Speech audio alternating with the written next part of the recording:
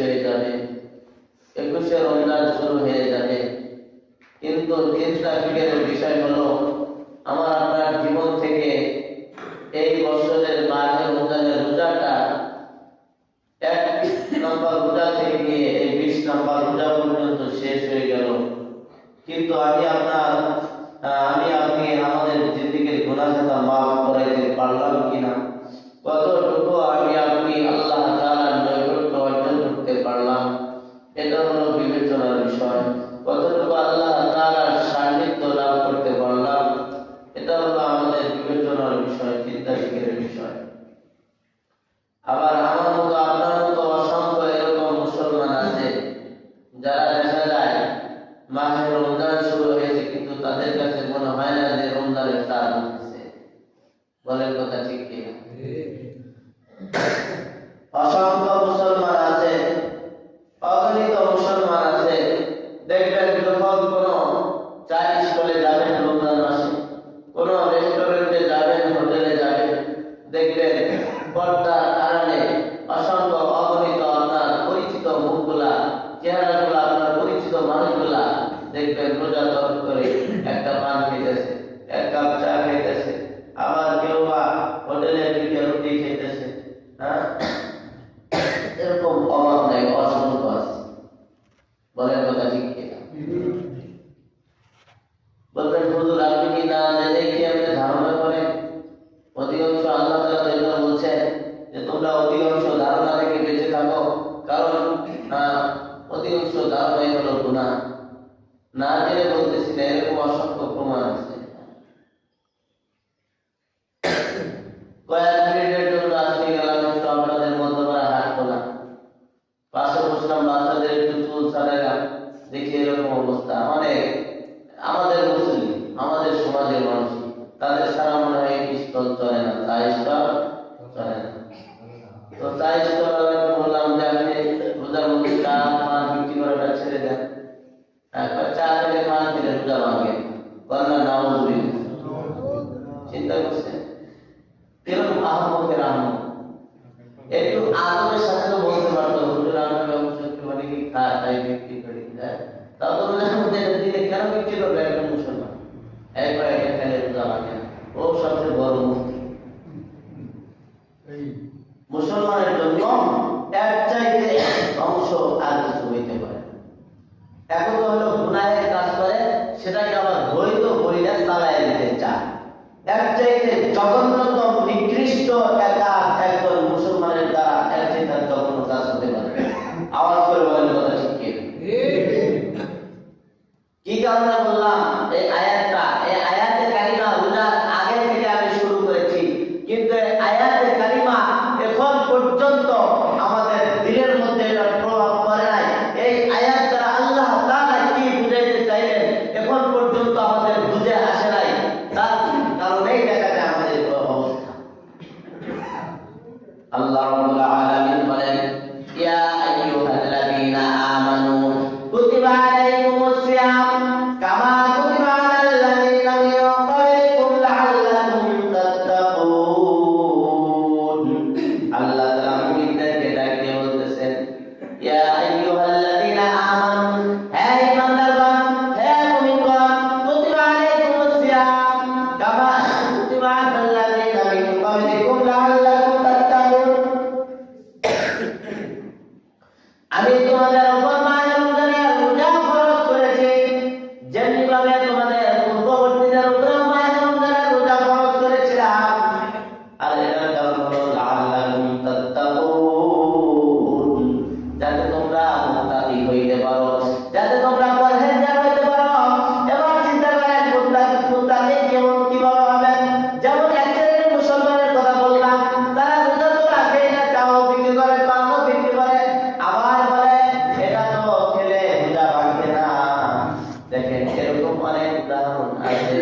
কারণ হচ্ছে দেখেন যখন একজন মুসলমান বিভিন্ন প্রকারের গুনাহ করে থাকে, এক শ্রেণীর মুসলমান আছে তারা বলে ইসলাম তো মাত্র একটা ধর্ম, কিন্তু এই এক ধর্মের মধ্যে এতগুলা হুকুম থাকবে কেন? হুকুম একটাই, খেলনা অবস্থায় তাতে রোজা রাখো, কাজ করো, জাকাত দাও, আরো শরীয়তের যতগুলো আহকাম আছে এই শ্রেণীর মুসলমানরা এই কথা বলে। একদম বলে দেখেন, একটা মানুষের কখনো জ্বর হয়, জ্বর হওয়ার কারণে ওই জ্বর রোগ থেকে আরোগ্য লাভ করার জন্য জ্বরের ঔষধ সেবন করতে হয়। আবার কখনো দেখা যায় কোন মানুষের কি হয়ে যায়, পেটের মধ্যে পাথর হয়ে যায়। এই পেটে পাথর হওয়ার কারণে ওই লোকের চিকিৎসা হলো কি করতে হয়, দেখা যায় অপারেশন করতে হয়। বলেন ঠিক কিনা? অনুরূপ ভাবে কারো শোকেস হয়ে যায়, এটাও দেখা যায় অপারেশন করা হয়। এক একটা রোগের কারণে এক এক কোয়ালিটির চিকিৎসা, আর এক একটা রোগের কারণে এক এক কোয়ালিটির ঔষধ। বলেন কথা ঠিক কিনা? অনুরূপ ভাবে একজন মুমিন, একজন ঈমানদার ওই সময় পরিপূর্ণ তাকওয়া অর্জন করতে পারবে যখন ওই ব্যক্তি পাঁচ ওয়াক্ত সালাত আদায় করবে। এই সালাতের দ্বারা তার এক কোয়ালিটির তাকওয়া আল্লাহ ভীতি অর্জন হবে। যখন কোনো ব্যক্তি মায়ের রমজানের রোজাগুলো রাখবে, এই রোজা রাখার দ্বারা তার মাধ্যমে আরেকটা তার ভিতরে এই সাধনা করার কারণে পুরা এক মাস যখন রোজা রাখবে, সে সিয়াম সাধনা পালন করবে, করার পরে ওই ব্যক্তির মধ্যে আরেক কোয়ালিটির তাকওয়া অর্জন হয়ে যাবে। আবার যখন কোনো ব্যক্তি যাকাত খরচ হয়েছে, যাকাত খরচ হওয়ার কারণে যখন ওই ব্যক্তি যাকাত আদায় করবে, ওই যাকাত আদায় করার মাধ্যমে ওই ব্যক্তির আরেক ধরনের তাকওয়া অর্জন হবে। আবার যখন কোনো ব্যক্তির হজ খরচ হয়েছে, হজ করার মতো ধন সম্পদ আছে, এই হজ করার দ্বারা ওই ব্যক্তির আরেক কোয়ালিটি কি হবে, তাকওয়া অর্জন হবে। এরকম ভাবে গুনাহর প্রকার অনেক, সগীরা গুনাহ আছে, কবিরা গুনাহ আছে, শিরকি গুনাহ আছে, কুফরি গুনাহ আছে, গুনাহর স্তরেরও শেষ নাই। অনুরূপ ভাবে এটা থেকে আত্মশুদ্ধি করার তরিকা শেষ নাই। বিভিন্ন ইবাদতের মাধ্যমে ওই ব্যক্তির বিভিন্ন পবিত্রতা অর্জন হবে, বিভিন্ন কোয়ালিটির তাকওয়া ওই ব্যক্তির অর্জন হবে। যখন কোনো ব্যক্তি মালের যাকাত দিবে, ওই ব্যক্তির মালের পবিত্রতা অর্জন হয়ে যাবে। আল্লাহ রাব্বুল আলামিন এই কারণে কোরআনের মধ্যে বলেন, "ওয়াদ আফলাহা মান যাক্কাহা", ওই সমস্ত প্রশান্ত আত্মা যেগুলো পবিত্র আত্মা থাকবে, অর্থাৎ যারা কি করবে, এরকম ভাবে তাকওয়া অবলম্বন করবে।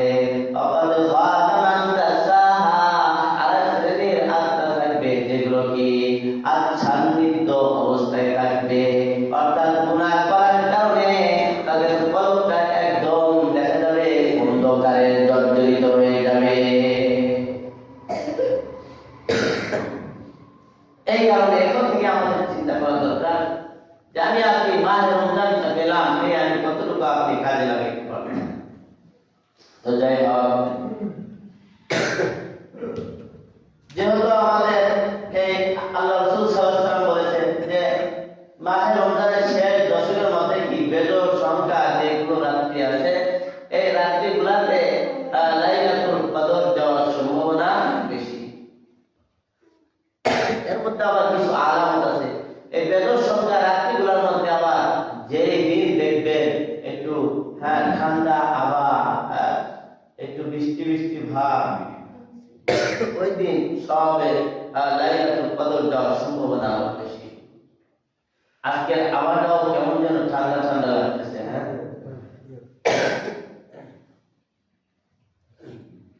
হতে পারে আজকে রাত্রেও লাইলাতুল কদর যেতে পারে।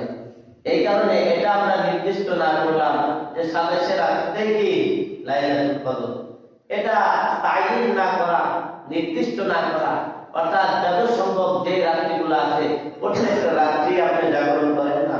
সেহরি খাওয়ার জন্য তো উঠলে নয়, 3টা বাজে উঠলে নয়, 3টা বাজে উঠছে এবার এক কদরের নিয়তে নফল নামাজ আদায় করে আল্লাহ তাআলার নিকটে যান। এই রাতে আল্লাহ তাআলা বান্দাদেরকে এরকম ভাবে আল্লাহ তাআলা প্রত্যেক দিন নয়, প্রত্যেকটা রাতে প্রথম আসমানে অর্থাৎ বান্দার নিকটে অতি নিকটে চলে আসেন, আয়েশা বান্দাদেরকে ডেকে ডেকে বলতে থাকেন, এই বান্দা তোমার কি অভাব আছে, তোমাদের মধ্যে কি আছে রোগগ্রস্ত, আমি আল্লাহ তাআলা থেকে রোগ থেকে মুক্তি চাইবা, আমি আল্লাহ তাআলা তোমাদেরকে রোগ থেকে মুক্তি দিয়ে দিব। আর তোমাদের মধ্যে কি আছে অভাব অনটনগ্রস্ত, আমি আল্লাহ তাআলার নিকটে অভাব অনটন থেকে মুক্তি চাইবা, আর আমি আল্লাহ তাআলা তোমাদেরকে অভাব অনটন থেকে মুক্তি দিয়ে দিব।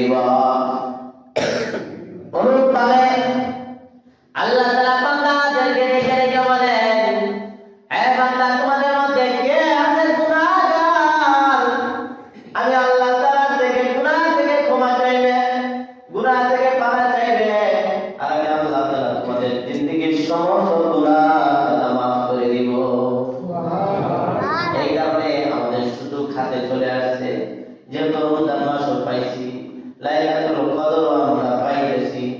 এত সংখ্যক রাত্রিগুলো এরকম ভাবে ইবাদত করে আল্লাহ তাআলার নিকটে নিজের অপরাধের জন্য, নিজের গুনাহের জন্য আল্লাহ তাআলার নিকটে 2 ফোঁটা চোখের পানি ফেলাইয়া যদি কোনো ব্যক্তি ক্ষমা চাইতে পারে, ওই ব্যক্তির চোখের পানি বের হতে দেরি হবে, কিন্তু আল্লাহ তাআলা ক্ষমা করে দিতে এক মুহূর্ত দেরি হবে না। যদি বান্দা যদি নিজের চোখের পানি ফোঁটাগুলো যখন ফেলাইবে, এই চোখের পানি জমিনে পড়ার আগে আল্লাহ তাআলা ওই বান্দার সমস্ত গুনাহ মাফ করে দিবে। এই কারণে মাহে রমজানকে আমরা কাজে লাগাইব, বেশি বেশি ইবাদত বন্দেগী করি। আল্লাহ রাসূল সাল্লাল্লাহু আলাইহি ওয়াসাল্লাম বলেছেন, যে ব্যক্তি মাহে রমজান পাইল, মাহে রমজান পাওয়ার পর যে ব্যক্তি তার জিন্দেগীর গুনাহ খাতা মাফ করাইতে পারলো না, ওই ব্যক্তি বেশি বেশি আল্লাহ তাআলার নিকটে তওবা করে। যেই 4টা আমলের কথা বলা হয়েছিল, এই 4টা আমল বেশি বেশি করি না।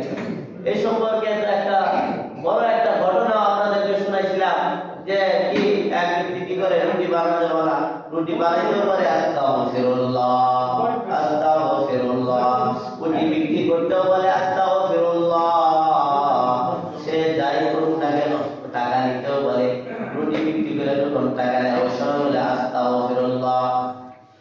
এই আস্তাগফিরুল্লাহ বেশি বেশি করার কারণে, এই তওবা বেশি বেশি করার কারণে ওই ব্যক্তি মুস্তাজাবুত দাওয়া হয়ে গেছে। ওই ব্যক্তি যা দোয়া করে আল্লাহ তাআলা তাই কবুল করে নেয়। এই মাহে রমজানে এরকম 4টা আমলের কথা বলেছিলাম। একটা হলো আস্তাগফিরুল্লাহ পড়া, আরেকটা হলো লা ইলাহা ইল্লাল্লাহ পড়া, আরেকটা হলো জান্নাত চাওয়া আল্লাহ তাআলার নিকটে বেশি, আরেকটা হলো জাহান্নাম থেকে মুক্তি চাওয়া। 4টা একসাথে এরকম পড়া যেতে পারে। হ্যাঁ, আস্তাগফিরুল্লাহ, লা ইলাহা ইল্লাল্লাহ, আল্লাহুম্মা ইন্না নাসআলুকাল জান্নাতা ওয়া নাউযু বিকা মিনান নার। একসাথে পড়েন, বারবার পড়েন। তো এই মাহে রমজানের শেষ দশক আমাদের জীবন থেকে তো চলে যাইতেছে, আমাদের জানা নাই সামনে রমজান মাস আমরা পাবো কিনা, এই গ্যারান্টি কারো আছে? তো এই গ্যারান্টি কারো নাই যে আমরা সামনে রমজান পাবো কিনা, অথবা এই রমজানে পুরাটাই আমাদের হায়াত আছে কিনা। যেহেতু সুযোগ একবার পাইছি, সুযোগটা সবাই কাজে লাগাই, বেশি বেশি নেক আমল করি, নিজের গুনাহ থেকে ক্ষমা চাই। তার একটা বিষয় নিয়ে ইতিকাফের বিষয়ে আলোচনা করা হয়েছিল গত জুমায়। আমরা ইতিকাফে শুধু 2 জন ছোট ছোট বাচ্চা পাইছিলাম, কিন্তু মুরব্বীদের মধ্যেও কিছু লোক থাকা দরকার। অর্থাৎ যারা আমরা কিভাবে মসজিদের আদব বজায় রাখা যায় এবং কি ইবাদত বন্দেগী করা যায়, যারা সূরা জানে, হ্যাঁ, নামাজ পড়তে পারে, তো এদেরও কি থাকা কর্তব্য। এই কারণে দেখি 1 সপ্তাহের মধ্যে আমাদের মনের কারো পরিবর্তন ঘটলো কিনা। কেউ আছেন ইতিকাফ করবেন? এই দলটি আল্লাহ রাসূল সাল্লাল্লাহু আলাইহি ওয়াসাল্লামের জীবনে এমন কোন রমজান যায় না যে রাসূল সাল্লাল্লাহু আলাইহি ওয়াসাল্লাম ইতিকাফ করেন। অর্থাৎ প্রত্যেক রমজানে রাসূল সাল্লাল্লাহু আলাইহি ওয়াসাল্লাম ইতিকাফ করেছেন। শুধু তাই নয়, রাসূল সাল্লাল্লাহু আলাইহি ওয়াসাল্লামের জীবনের সেটা শেষ রমজান ছিল যেটা, ওই রমজানে রাসূল সাল্লাল্লাহু আলাইহি ওয়াসাল্লাম 20 দিন ইতিকাফ করেছেন। কেউ আছে কি আমরা ইতিকাফ করব? আপনি হাত তুলুন না কেন? দোয়া করে দেখুন। এই যে মুরব্বি আব্দুল আলিম চাচা ভাই, উনি গত বছরও করছে। উনি কিন্তু বাহির সমাজ থেকে অনেক দূর থেকে আসছে, এখানে ইতিকাফ করতেছে। কারণ আপনাদের মহল্লাবাসী কিন্তু অবশ্যই কর্তব্য আছে যে মহল্লাবাসী কি করা? ইতিকাফ করা। মহল্লার পক্ষ থেকে কিছু লোক যদি আগে করে ইতিকাফ, এটা হলো সুন্নতে মুআক্কাদায়ে কিফায়া। কি বলেন? সুন্নতে মুআক্কাদায়ে কিফায়া। এলাকার পক্ষ থেকে কিছু লোক আদায় করলে সকলের পক্ষ থেকে হয়ে যাবে, আর না আদায় করলে সকলের গুনাহগার হবে। আর এটা তো ইতিকাফের ফজিলত আলোচনা করা হয়েছে, বড় ফজিলতের বিষয়। তারপরেও দেখা যায় আমাদের মনের কোনো পরিবর্তন ঘটলো না। কারণ হুজুর আপনি ওয়াজ যাই করেন সবই শুনতে রাজি, কিন্তু আমল করতে রাজি না। বলেন বলে ঠিক কিনা? আমাদের অবস্থা তো এটা দাঁড়াইছে। শুনি আমরা সবাই, অনেক মাসলা মাসাইল শুনতেছি, অনেক দোয়াগুলো শুনতেছি, কিন্তু শোনা পর্যন্ত আমলের কোনো খবর নাই। কিন্তু এটা কি শুধু কি হুজুরের জবান থেকে শুনে নতুন কিছু জানলাম, এটার নাম ইসলাম? জানা এবং মানা, এই দুটোর নাম মিলা হলো ইসলাম। সাহাবায়ে কেরাম রাদিয়াল্লাহু আনহুম তারা যখন কি করত, কোন হাদিস রাসূলের জবান থেকে শুনতো, পরবর্তী হাদিস শোনার জন্য ততক্ষণ পর্যন্ত রাসূলের দরবারে যাইতেন না যতক্ষণ পর্যন্ত ওই হাদিসের উপর পরিপূর্ণভাবে আমল না করতে পারে। আর আমাদের অবস্থা কি? আমরা ইমাম সাহেব বিভিন্ন মাহফিলে বিভিন্ন ওলামায়ে কেরামের জবান থেকে শুনতেছি, মাসালা তো নিজেরাই দিই, হ্যাঁ আলহামদুলিল্লাহ মাসালা কি নিজেরাই দিই, কিন্তু দেখা যায় আমলের খবর নাই। তো যাই হোক, যারা যারা এই কাজে বলবেন আজকে আসরের নামাজের পরে অর্থাৎ সূর্য ডোবার পূর্বে মসজিদে প্রবেশ করবে, মসজিদের এক কোণায় কাপড় দিয়ে আমি সুন্দর সিস্টেম করে দেবো ইনশাআল্লাহ। ওটার ভিতরে আপনারা সার্বক্ষণিক থাকবেন। দেখা গেল কিছু নফল ইবাদত করলেন, নফল নামাজ আদায় করলেন, তাসবিহ করলেন, আবার কোরআন শরীফ পড়া জানেন, কোরআন শরীফ তেলাওয়াত করলেন, কিন্তু তারা অন্য কারোর সাথে কি মসজিদে মুসল্লি আসবে তাদের সাথে অ্যাক্সেস অতিরিক্ত কোনো কথা বলা যাবে না। প্রয়োজন ছাড়া কাদাতুল হাজতের যে প্রয়োজন আছে, ওয়াজিব গোসল, সুন্নত গোসল, এগুলা ছাড়া আমরা কি এমনিতে বাইরে যাব না। আর বাইরে যে কাদাতুল হাজতে যাওয়াটা স্ট্যান্ডার্ড কাজে যে যাব, এখানে যাওয়ার সময় নষ্ট করা যাবে না। আমার যতটুকু জরুরত ছেড়ে চলে আসতে হবে। বাইরে যাই আবার কেমন যেন না হয়, কোন সাথী পাইছি তার সাথে আলোচনা শুরু করে দিচ্ছি, হ্যাঁ এরকম অবস্থা যেন না হয়। সেদিক দিয়ে আমরা খেয়াল রাখবো। আর একটা বিষয় হলো যে আমরা বিষয়টা হয় সাদকাতুল ফিতরের বিষয়টা, এটা হলো এরকম ভাবে বলে হয়, হয়তো অনেকে জিজ্ঞাসা করতে শুনছে। তো সর্বনিম্ন যেটা সদকাতুল ফিতর সেটা হলো আপনার 110 টাকা করে দিবেন জনপ্রতি। এটা মাসালাটা কি, যদি কোনো ব্যক্তি ঈদের দিন সকালেও যদি জন্ম নেয় তাহলে ওই ব্যক্তিরও কি করতে হবে, সদকাতুল ফিতর আদায় করে দিতে হবে পিতামাতা। যে যতজন সংখ্যা আছে প্রত্যেকের থেকে কি এটা সর্বনিম্ন। আর সর্বোচ্চ সদকায়ে ফিতর হলো 2800 টাকার উপরে। এটা বিভিন্ন খাদ্য দ্রব্যের মূল্য হিসাবে হিসাব করা হয়েছে। তো আমরা না বললে সর্বনিম্ন মধ্যে তো থাকতে পারবো নাকি? 110 টাকা, 110 টাকা করে আমরা কি করবো, সদকায়ে ফিতর আদায় করবো ইনশাআল্লাহ। এটা একটা মাসালা। আর একটা বিষয় হলো আপনার সদকায়ে ফিতর কার উপর ওয়াজিব আর কাদেরকে দিবেন।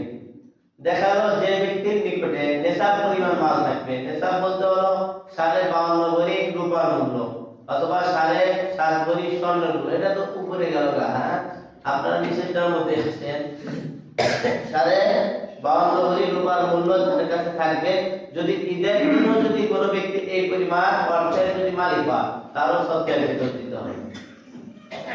এখন কি চিন্তা করতে পারেন যে আমরা কারা সদকায়ে ফিতরের আদায় করার মতো আমাদের ওয়াজিব আমাদের আদায় করে কেউ আছে?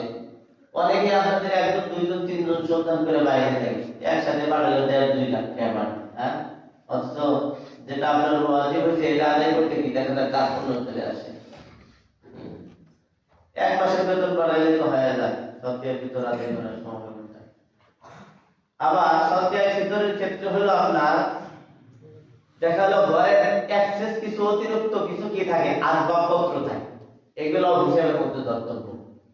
এগুলোর মূল্য হিসাব করে যদি এই পরিমাণ হয় সেক্ষেত্রেও কি করতে হবে, সদকায়ে ফিতর দিয়ে দিতে হবে। আবার আপনার যখন আপনি যাকাত দিবেন, যাকাতের নেশাব হয়ে যায়, কিন্তু এটা হলো কি আপনার নিকটে ওই নেশাব পরিমাণ মাল 1 বছর অতিক্রম হতে হবে। 1 বছর আপনার নগদ টাকায় থাক অথবা ব্যবসায়িক পণ্য থাক, যদি এরকম থাকে তাহলে কি হবে, আপনার উপর যাকাত ফরজ হবে, যাকাত আদায় করতে হবে। আর বিশেষ করে গত সময় বলা হয়েছিল যদি আমরা এই মাহে রমজানে কি করি, এই যাকাত যাদের ওয়াজিব ফরজ হয়েছে যদি আদায় করি সেক্ষেত্রে কি সব অনেক বেশি পাওয়া যাবে। একটা ফরজ আদায় করলে 70টা ফরজ আদায় করার সমপরিমাণ সওয়াব। এই কারণে আমরা এদিকে কি করবো, আমল করার জন্য চেষ্টা করবো ইনশাআল্লাহ। আর বিশেষ করে আমরা এই মাস যেহেতু আমাদের থেকে চলেই যেতেছে, হ্যাঁ দেখতে দেখতে প্রায় শেষের দিকে, সেক্ষেত্রে আর যে কয়েকটা দিন আছে এখনো সময় আছে, আমরা ফিরে আসি। এখনো সময় আছে। আল্লাহ তাআলা এই বাকি রোজা রাখেন নাই, বাকি 20টা রোজা রাখেন নাই, কথার কথা যদি আল্লাহর কাছে ওরকম ভাবে ক্ষমা চান, আল্লাহ কি মাফ করতে পারে না? আল্লাহর কাছে কাঁদে যে আল্লাহ আমি তোমার অনেক হুকুম ছেড়ে দিয়েছি, হকুল্লাহ হকুল ইবাদা, যেটা হকুল্লাহ আল্লাহ তাআলার হক, এটা আল্লাহ তাআলা ইচ্ছা করলেই ক্ষমা চেয়ে মাফ করে দিতে পারেন। সেটা বান্দার থেকে ক্ষমা না নিলে আল্লাহ তাআলা সেটা ক্ষমা করবেন না। এই কারণে হকুল্লাহ, আল্লাহর সাথে সম্পৃক্ত হক যেগুলো আমাদের ছুটে গেছে, এটার জন্য আমরা কি করব? আল্লাহ তাআলার নিকটে তওবা করব, কান্নাকাটি করব, এবং কি হকুল ইবাদত যেটা বান্দার সাথে সম্পৃক্ত হক, যেটা বান্দার হক যারা আমরা নষ্ট করেছি, সেটাও বুঝাই দিয়ে তওবা করতে হবে। এখন যদি এটা করে যে আল্লাহ হক তো মাফ চাইলে মাফ করবো শুনলাম, এটা চায়, আর বান্দার একজনের কি করছি, একজনের 200 টাকা মাইনে গেছি, ওইটা দেওয়ার দরকার নেই, তাই কি ক্ষমা হয়ে যায়? এই কারণে হক ইবাদত আদায় করার সাথে সাথে হকুল্লাহ, আল্লাহ তাআলার হক থেকেও কি করা, ক্ষমা চাওয়া। বেশি বেশি ক্ষমা চাই আমরা সকলে। আল্লাহ তাআলা থেকে ক্ষমা করে নেই আমাদের গুনাহ খাতা। বাহির রমজান যেহেতু সব বরকত করার মাস ছিল আমাদের জন্য, এজন্য আমরা প্রত্যেকে বাকি দিনগুলোতে বেশি বেশি নেক আমল করে নিজের আমলনামা ভারী বানাই। যদি আমাদের আমলনামা ভারী হয়, যদি আমাদের আমলনামাটা ডান হাতে আসে, তাহলে কেবলমাত্র আমরা জান্নাতি হতে পারবো। আর যদি হয়ে যায় আমাদের আমলনামাটা বাম হাতে, একটা নেকের জন্য সন্তান পিতার কাছে যাবে, পিতা বলবে দুনিয়াতে তো আমার কোনো সন্তান ছিল না। পিতা যাবে সন্তানের কাছে, সন্তান বলবে দুনিয়াতে তো আমার কোনো সন্তান ছিল না। এরকম ভাবে স্বামী যাবে স্ত্রীর কাছে, স্ত্রী যাবে স্বামীর কাছে, সবাই বলবে দুনিয়াতে তো আমার বিয়ে হয় নাই, আমার স্ত্রী ছিল না। তাহলে চিন্তা করেন কত হতাশা অবস্থা হবে। এই কারণে বেশি বেশি নেক আমল করি। এর মধ্যে দেখা যাবে একজন ব্যক্তি এমন থাকবে, একজন ব্যক্তি এমন থাকবে, আবার এটা যে সবার তকদিরে মিলবে এটা কিন্তু বলতেছি না। একজন ব্যক্তি এমন থাকবে যে গুনার জন্য এরকম একটা নেকের জন্য দৌড়াইতেছে, একজন ডাকবে তুমি এদিকে আসো, আসার পর কি করবে, তার একটা নেক আছে, সে জান্নাতে যাইতে পারতেছে না, ওই একটা নেক তাকে দিয়ে দিব, যে আমি তো জান্নাতে যাইতে পারলাম না, আমার একটা নেক আছে, নেকটা আমি তোমারে দিয়ে দিলাম, যাও তুমি জান্নাতে যাও। এই কারণে ওই ব্যক্তি ইহসান করছে, একটা নেক দিয়ে জান্নাতে পারবো না, ওই একটা নেক দিয়ে দিতে দিয়ে দেওয়ার কারণে আল্লাহ তাআলা ওই ব্যক্তিকে মাফ করে জান্নাতে দিয়ে দিবেন। কিন্তু এটা কি সবার তকদিরে মিলবে? আল্লাহ তাআলা যাকে ইচ্ছা করবেন তাকে দিতে হবে। এই কারণে কি করা চাই, নিজের আমলনামা ভারী করা চাই। আমল যত ছোট থেকে ছোট হোক না কেন, ওই আমলটা কখনোই ছাড়বো না। আর গুনাহ যত ছোট থেকে ছোট হোক না কেন, ওই গুনাহ কখনো আমরা করবো না ইনশাআল্লাহ। আল্লাহ তাআলা আমাদের প্রত্যেককে সঠিকভাবে আমল করবার তৌফিক দান করেন। সকলে আমিন।